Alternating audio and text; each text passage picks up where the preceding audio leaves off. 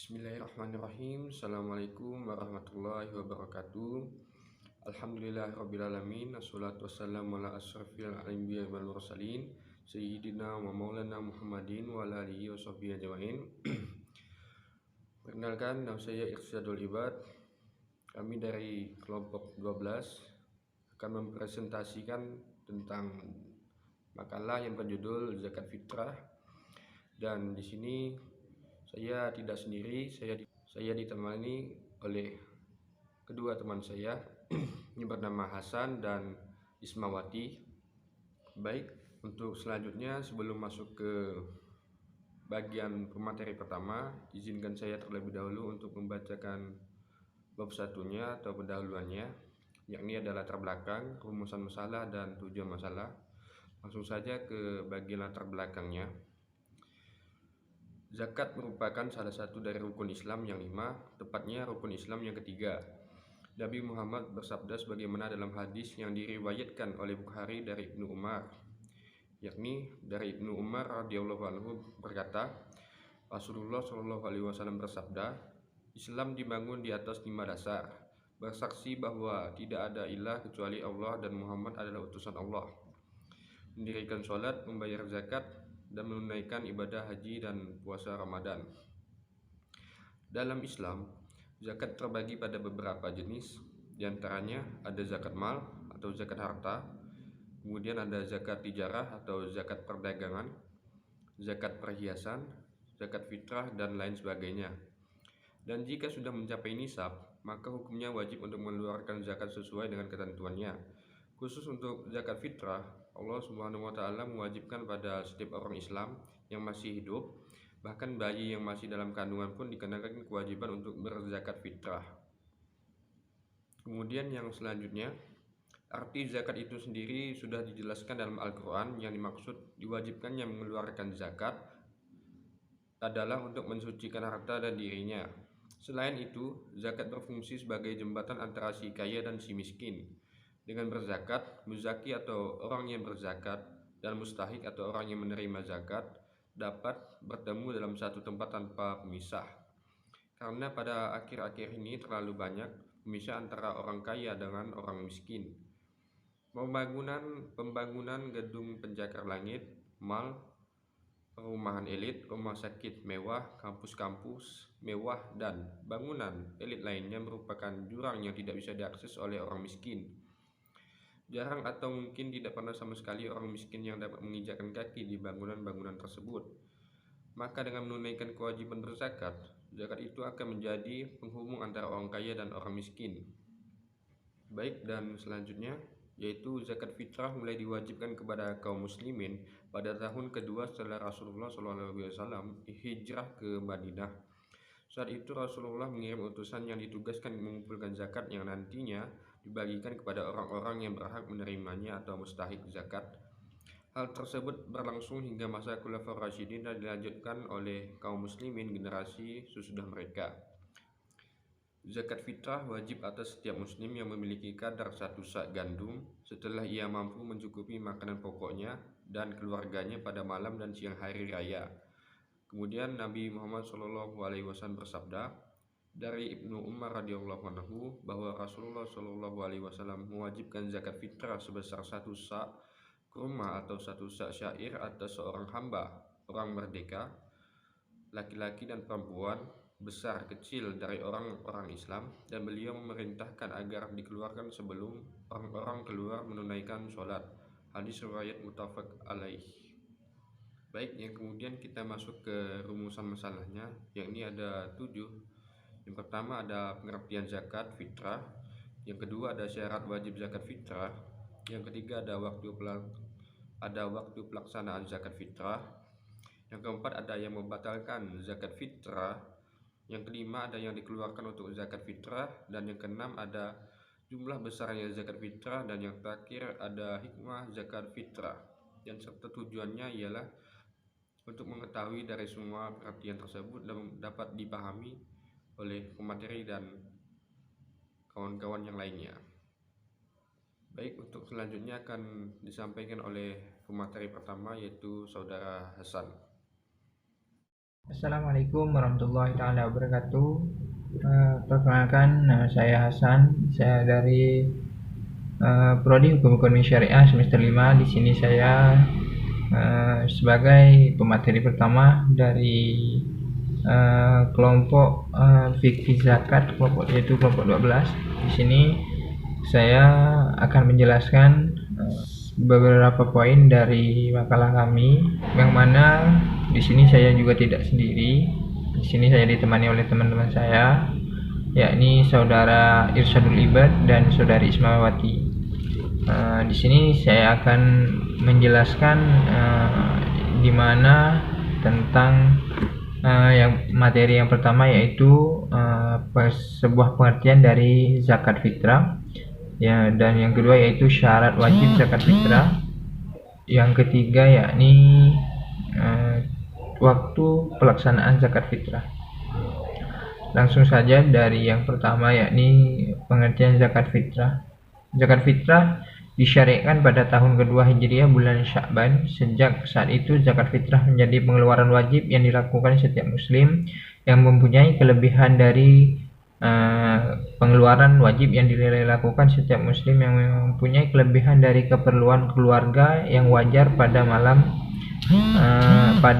dan hari raya Idul Fitri, sebagai tanda syukur kepada Allah karena telah menyelesaikan ibadah puasa, selain untuk membahagiakan hati fakir miskin pada hari raya Idul Fitri, juga dimasukkan untuk membersihkan dosa-dosa kecil yang mungkin ada ketika seseorang melaksanakan puasa Ramadan, supaya orang tersebut benar-benar kembali pada keadaan fitrah dan suci seperti ketika dilahirkan dari rahim ibunya. Para ulama bersepakat bahwa zakat fitrah hukumnya wajib bagi setiap individu berdasarkan hadis Ibnu Umar radhiyallahu an yang berkata, Rasulullah SAW mewajibkan zakat fitrah bulan Ramadan sebanyak 1 syak kurma atau gandum atas setiap muslim, merdeka ataupun hamba sahaya, laki-laki atau perempuan. Hadis riwayat Bukhari Muslim. Berdasarkan hadis di atas, zakat fitrah diwajibkan kepada setiap muslim, baik merdeka maupun budak, laki-laki maupun perempuan, besar maupun kecil, kaya maupun miskin. Seorang laki-laki mengeluarkan zakat untuk dirinya dan orang-orang yang menjadi tanggung jawabnya. Seorang istri mengeluarkan zakat fitrah untuk dirinya atau oleh suaminya. Bayi yang masih dalam kandungan belum kena wajib zakat fitrah. Tetapi kalau ada seorang bayi lahir sebelum matahari terbenam pada hari terakhir bulan Ramadan, maka zakat fitrah wajib ditunaikan. Demikian juga kalau ada orang tua meninggal dunia setelah matahari terbenam pada hari terakhir bulan Ramadan, zakat fitrahnya wajib pula dibayarkan. Zakat fitrah secara etimologi yaitu zakat yang sebab diwajibkannya adalah futur, berbuka puasa pada bulan Ramadan, sedangkan secara terminologi yaitu zakat yang dikeluarkan berdasarkan jumlah atau anggota keluarga, mau perempuan dan laki-laki, kecil maupun dewasa, wajib mengeluarkan zakat fitrah pada bulan Ramadan. Zakat fitrah diwajibkan pada tahun kedua Hijriah, yaitu tahun diwajibkan puasa bulan Ramadan untuk mensucikan orang-orang yang berpuasa dari ucapan kotor dan perbuatan yang tidak ada gunanya, untuk memberi makanan pada orang-orang miskin dan mencukupkan mereka dari kebutuhan yang diperlukan. Zakat fitrah merupakan zakat yang berbeda dari zakat lainnya karena zakat fitrah merupakan zakat pada individu, sedangkan zakat lainnya merupakan zakat pada harta. Karenanya tidak disyaratkan pada zakat fitrah apa yang disyaratkan pada zakat harta, seperti memiliki nisab. Zakat fitrah diwajibkan bagi semua orang, baik kecil maupun dewasa, laki-laki ataupun perempuan, sebanyak 1 syak bagi orang Islam. Yang kedua yaitu syarat wajib zakat fitrah. Syarat wajib zakat fitrah ada 3, yakni yang pertama Islam. Zakat ini wajib bagi setiap kaum muslimin, orang merdeka maupun budak, laki-laki maupun wanita, anak-anak maupun dewasa, berdasarkan hadis Ibnu Umar. Rasulullah SAW mewajibkan zakat fitrah kepada setiap budak atau orang merdeka, laki-laki atau wanita, anak maupun dewasa dari kalangan kaum muslimin. Hadis riwayat Bukhari. Kedua, memiliki bahan makanan lebih dari 1 syak untuk kebutuhan dirinya dan keluarganya selama sehari semalam ketika hari raya.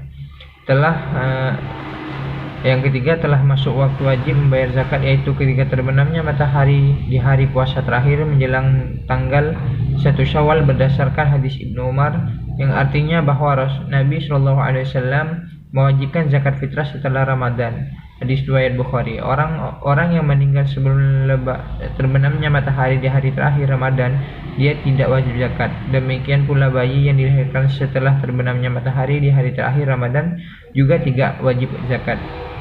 Kemudian ada juga pendapat lain yang mengatakan syarat wajib zakat fitrah yakni sebagai berikut. Yang pertama, beragama Islam. Zakat fitrah hanya diwajibkan kepada orang yang beragama Islam. Hal ini berdasarkan hadis riwayat Ibnu Umar radhiyallahu wasallam yang menyebutkan laki-laki dan perempuan dan dari kaum muslimin. Zakat fitrah diwajibkan kepada orang yang murtad jika ia kembali lagi ke agama Islam, karena kepemilikan hartanya tergantung pada masuk Islamnya. Hal ini menurut pendapat yang lebih sahih dalam mazhab Syafi'i. Jika tetap murtad, dia tidak wajib membayar zakat fitrah. Yang kedua, menjumpai dua waktu. Adapun yang dimaksud dengan dua waktu ialah akhir bulan Ramadan dan malam Idul Fitri, yakni malam 1 Syawal. Yang ketiga, memiliki kemampuan apabila seorang memasuki awal bulan Sya'ban, malam hari bulan Syawal, dan mempunyai makanan yang cukup untuk dirinya dan untuk orang-orang yang berada di bawah tanggung jawabnya, dan makanan tersebut juga cukup untuk dibayarkan sebagai fitrah untuk dirinya dan untuk orang-orang yang di bawah tanggungannya, maka dalam hal ini ia wajib mengeluarkan zakat fitrah untuk dirinya dan untuk orang-orang yang menjadi tanggungannya. Apabila makanan tersebut hanya cukup dimakan oleh dirinya dan orang-orang yang berada dalam tanggungannya, jadi tidak cukup untuk membayar zakat walaupun untuk satu orang, maka dalam hal ini tidak wajib mengeluarkan zakat fitrah bagi dirinya dan orang-orang yang menjadi tanggungannya. Orang yang tidak mempunyai barang apapun dan tidak juga mempunyai makanan apapun untuk dikeluarkan zakat fitrah, maka ia tidak perlu meminjam makanan untuk mengeluarkan sebagai zakat fitrah. Adapun yang ketiga yakni waktu pelaksanaan zakat fitrah. Waktu pengeluaran zakat fitrah dibagi menjadi dua, yaitu waktu afdal, yaitu semenjak terbit fajar dari hari raya Idul Fitri hingga saat-saat menjelang dilaksanakan sholat Idul Fitri. Ibnu Abbas radhiyallahu an berkata, dari Ibnu Abbas berkata, Rasulullah SAW mewajibkan zakat fitrah sebagai penyucian bagi orang-orang yang berpuasa dari hal yang sia-sia, omongan yang tidak perlu, dan sebagai bantuan makanan bagi orang miskin. Siapa yang menunaikannya sebelum sholat Idul Fitri itu merupakan zakat yang diterima. Siapa yang menunaikannya setelah sholat itu merupakan sedekah biasa. Hadis riwayat Abu Daud. Yang kedua yaitu waktu yang diperbolehkan, yaitu 1 atau 2 hari sebelum hari raya Idul Fitri, yang dijelaskan dalam hadis dari Ibnu Umar. Ibnu Umar memberikan zakat fitrah kepada mereka yang berhak menerimanya. Orang-orang biasanya memberikan zakat fitrah sehari atau 2 hari sebelum Idul Fitri. Hadis riwayat Al-Bukhari. Ada pendapat lain yang menyatakan bahwa membayarkan zakat 3 hari sebelum Idul Fitri atau sejak awal bulan Ramadan. Bahkan ada pendapat yang menyatakan boleh membayar zakat fitrah 1 atau 2 tahun sebelumnya, namun hal tersebut dinilai bertentangan dengan dimaksud disyaratkan zakat fitrah, yaitu untuk memberi makan orang fakir miskin dari raya, karena ada zakat fitrah dan disebabkan tibanya hari Idul Fitri. Mungkin cukup sekian dari kami. Selanjutnya akan diteruskan oleh pemateri-pemateri selanjutnya. Terima kasih. Assalamualaikum. Baik, selanjutnya saya akan melanjutkan dari pemateri pertama untuk menyampaikan pembahasannya.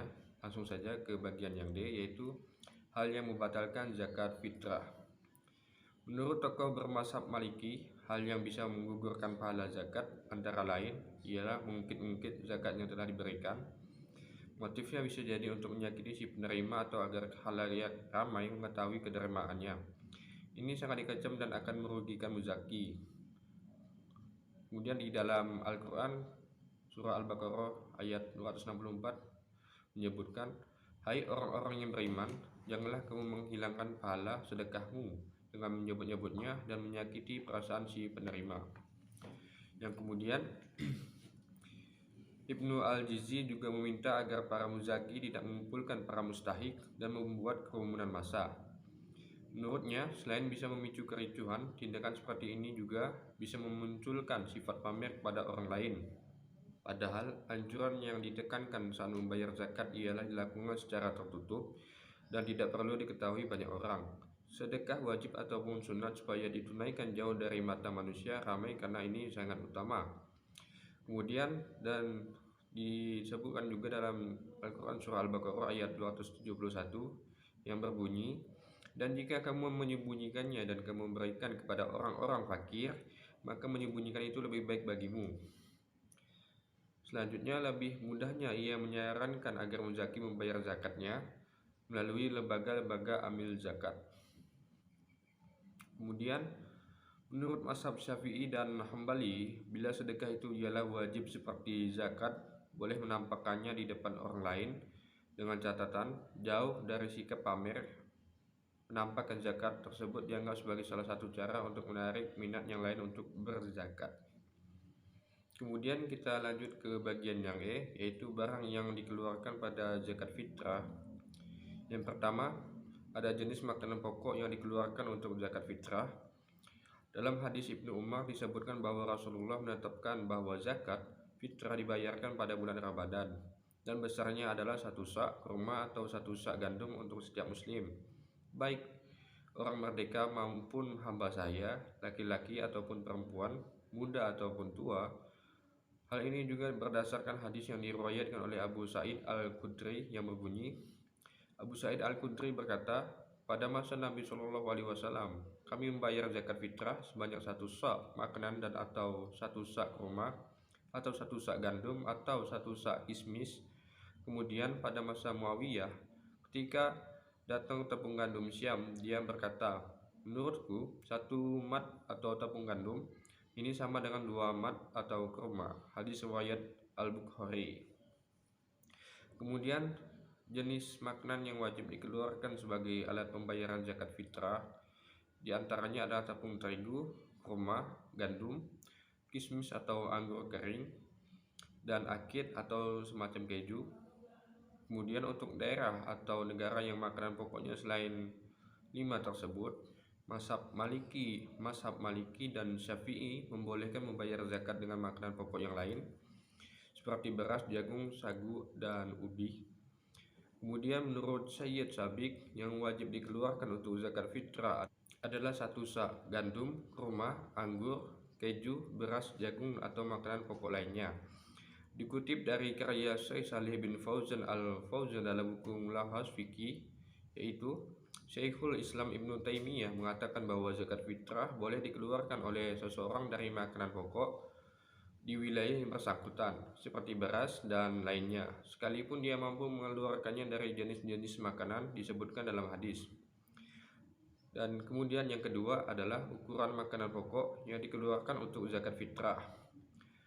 Sebagaimana hadis Ibnu Umar disebutkan bahwa Rasulullah menetapkan zakat fitrah dibayarkan pada bulan Ramadan dan besarnya adalah 1 sak untuk setiap makanan pokok yang digunakan, dan 1 sak ialah 4 mat atau sedang 1 mat ialah kurang lebih 0,6 kg.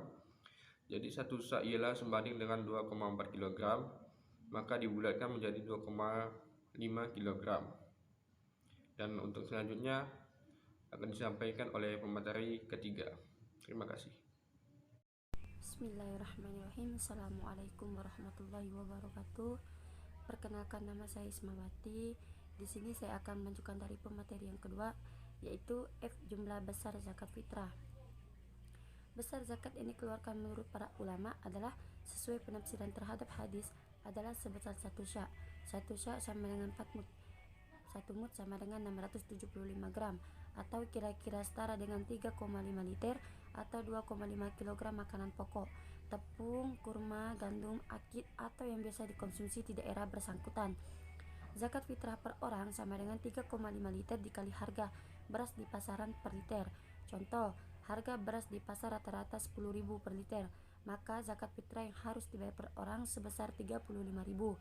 Jika dihitung dari segi berat, maka zakat fitrah per orang sama dengan 2,5 kg harga beras di pasaran per kilogram. G. Hikmah zakat fitrah. Adapun hikmah bagi orang yang membayar zakat fitrah dan bagi orang yang menerimanya, yaitu yang pertama, yaitu berhubungan dengan orang yang berpuasa pada bulan Ramadan. Kadangkala di dalam berpuasa itu orang-orang yang terjerumus pada perkataan, perbuatan yang tidak ada manfaatnya. Padahal puasa yang sempurna itu adalah puasa pula lidah dan anggota tubuhnya. Tidak diizinkan bagi orang yang berpuasa, baik lidahnya, telinganya, matanya, hidungnya, tangannya maupun kakinya, mengerjakan apa yang dilarang oleh Allah dan Rasulnya, baik ucapan maupun perbuatan.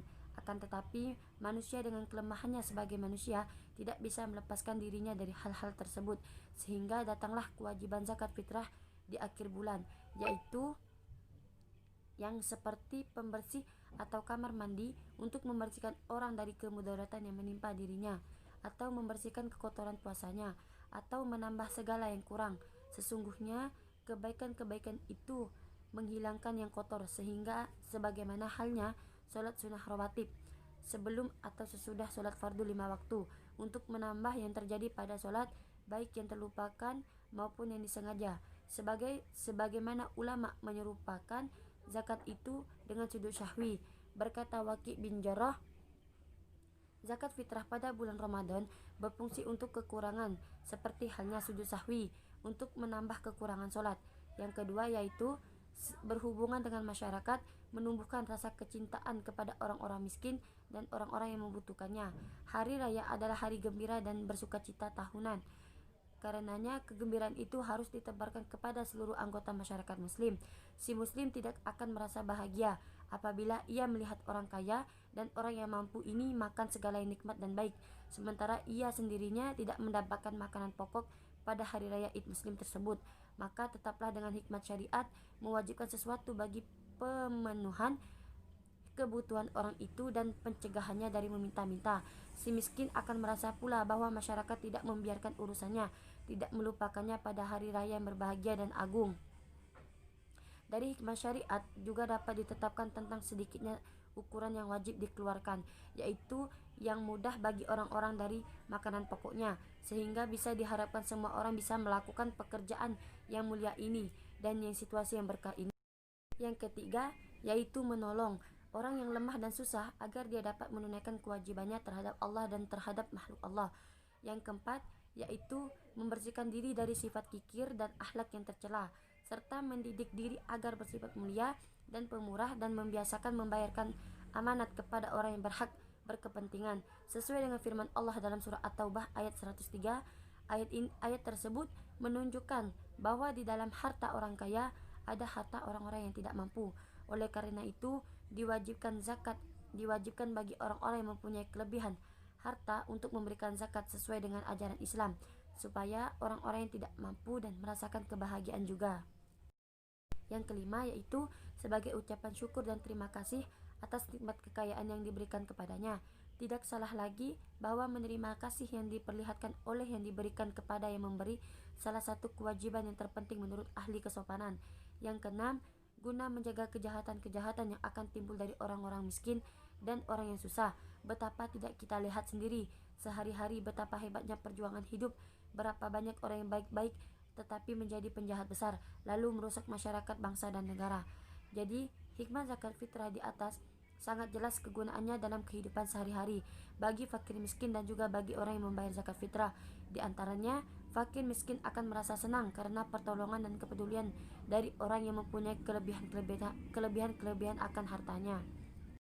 Sekian presentasi kami, kurang dan lebihnya mohon maaf. Wabillahi taufiq wal hidayah. Wassalamualaikum warahmatullahi wabarakatuh.